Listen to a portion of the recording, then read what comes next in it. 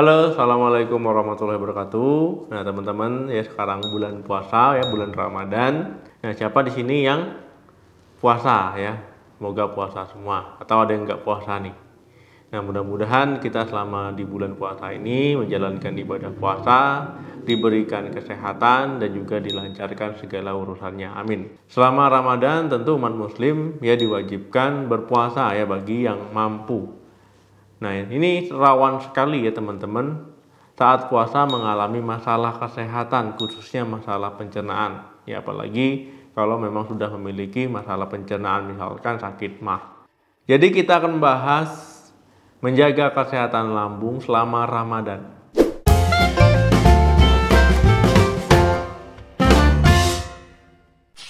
Sakit ulu hati ya, nyeri perut, sakit lambungnya, ya sakit MAH ataupun sakit GERD, ya ini bisa menyerang ya ketika teman-teman puasa. Apalagi kalau seandainya pola makannya jadi berubah jadi lebih nggak sehat. Nah teman-teman ya semoga teman-teman tidak ada yang mengalami hal ini. Semoga teman-teman jadi lebih bijak dalam memilih makanan, ya, dalam mengatur porsi makanan, dan juga dalam menyesuaikan jam makannya. Ya, baik saat berbuka puasa ataupun sahur. Tips yang pertama, jangan menunda makan.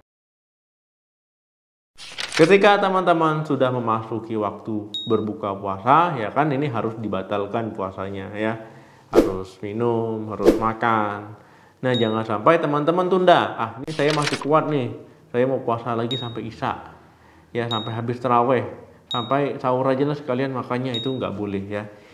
Kalau seandainya sudah masuk waktu berbuka puasa, segera batalkan puasanya, segera makan ya, tapi jangan berlebihan.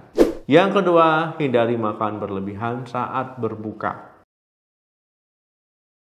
Saat kita puasa, kan kita nggak makan, nggak minum ya, menahan hawa nafsu.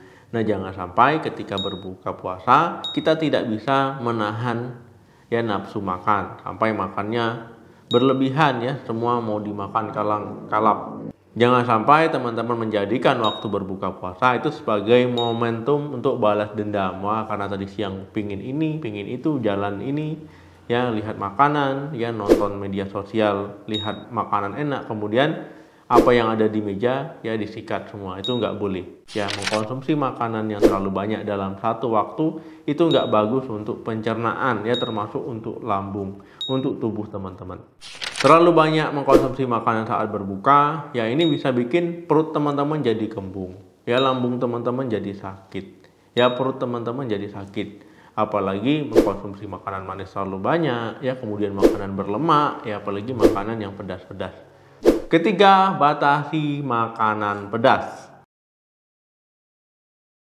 Makanan pedas kalau memang sudah terbiasa tentu memang nikmat ya, memang enak. Apalagi kalau nggak ada cabai rasanya ada yang kurang. Nah, boleh ya mengkonsumsi makanan yang ada cabainya tapi jangan berlebihan. Nah, kenapa? Ya ketika kita puasa kan perut sudah lama kosong ya.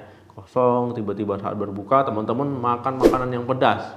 Ya ini bisa memicu naiknya asam lambung. Ya kemudian membuat lambung teman-teman jadi tidak sehat. Ya jadi kembung, jadi begah, ya kemudian bisa nyeri lambungnya akibat makanan pedas tadi.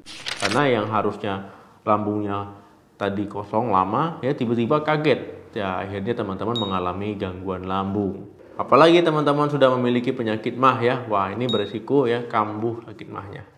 Keempat, cukupi kebutuhan cairan. Teman-teman selama puasa yaitu jangan mementingkan makan saja ya saat waktu berbuka. Nah teman-teman juga harus mencukupi kebutuhan cairan ya, karena kita nggak minum seharian ini bisa dehidrasi. Nah jadi teman-teman juga harus mementingkan kebutuhan cairannya harus pas ya, supaya lambungnya juga lebih sehat. Karena kalau teman-teman ya kekurangan cairan, ya ini lambungnya juga jadi tidak sehat. Cairan ataupun air, ya ini memegang peranan penting terhadap permukaan lambung. Nah, jadi jangan disepelekan. Teman-teman ya harus mencukupi kebutuhan cairan minimal 8 gelas per harinya ya. Bisa pakai metode 242. Ya, ini bisa berbeda tiap orang kebutuhannya. Nah, tapi teman-teman 2 gelas saat berbuka puasa, 4 gelas ya dari berbuka menjelang tidur, kemudian 2 gelas lagi saat teman-teman sahur. Nah, ingat ya, tiap orang bisa berbeda. Ini hanya memudahkan teman-teman dalam mencukupi kebutuhan cairan. Kemudian juga teman-teman bisa mencukupi kebutuhan cairannya dengan bantuan, ya ingat, bukan utama, tapi dengan bantuan buah-buahan yang kaya air, misalkan semangka, ataupun makanan yang kaya air, misalkan sup atau sejenisnya. Kelima, konsumsi banyak serat. Teman-teman, serat juga memegang peranan penting untuk menjaga kesehatan lambung. Karena serat ya ini akan lebih lama ya dicerna oleh lambung, ya bertahan lama, membuat teman-teman cepat kenyang. Kemudian ini merupakan makanan yang sehat ketimbang teman-teman makan makanan yang berminyak, ya makanan-makanan pedas. Jadi makanan yang berserat misalkan sayur dan buah-buahan, ya ini penting supaya lambungnya tetap sehat. Ya bisa mempertahankan fungsi kerja lambung itu tetap normal, ya tetap optimal meski teman-teman sedang puasa. Keenam, asupan probiotik. Teman-teman juga harus mengkonsumsi makanan yang mengandung probiotik, ya supaya kesehatan lambung tetap terjaga, ya lambung tetap sehat ya selama Ramadan. Makanan berprobiotik yang bisa teman-teman temui paling gampang tempe, ya tempe, kemudian yogurt ataupun makanan Korea kimchi, ya ini makanan yang mengandung bakteri baik yang dapat menjaga kesehatan dinding lambung, kemudian juga menjaga keasaman lambung tetap stabil. Kalau kesehatan lambung terjaga, tentu puasa teman-teman akan lancar, ya. Teman-teman akan terhindar ya dari masalah-masalah pencernaan lambung, ya, mulai dari GERD, jamah ataupun sebagainya. 7. Batasi makanan berlemak. Makanan yang mengandung lemak tentu tetap kita perlukan, ya tetap bagus untuk tubuh, ya tapi lemak sehat. Nah, kalau teman-teman mengkonsumsi makanan berlemak, ya kemudian berlebihan, misalkan kari-kari, ya pedas pula, ya kemudian makanan gulai-gulai, pedas pula, ya.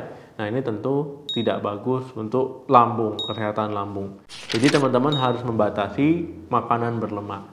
Karena nanti kalau terlalu banyak mengkonsumsi makanan berlemak, ya lambung kerjanya jadi lebih keras, lambung bekerja lebih ekstra. Ya, jadi ini bisa memicu resiko teman-teman mengalami masalah lambung.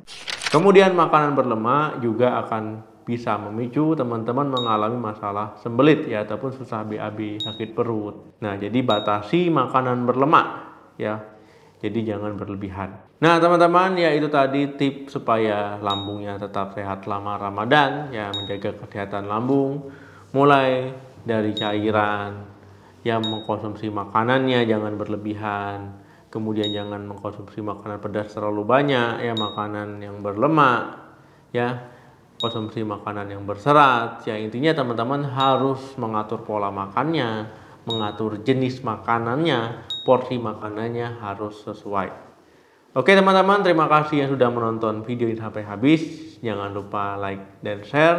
Jika ada tambahan silakan tulis di kolom komentar. Sampai ketemu lagi di video saya selanjutnya. Salam sehat, sampai jumpa.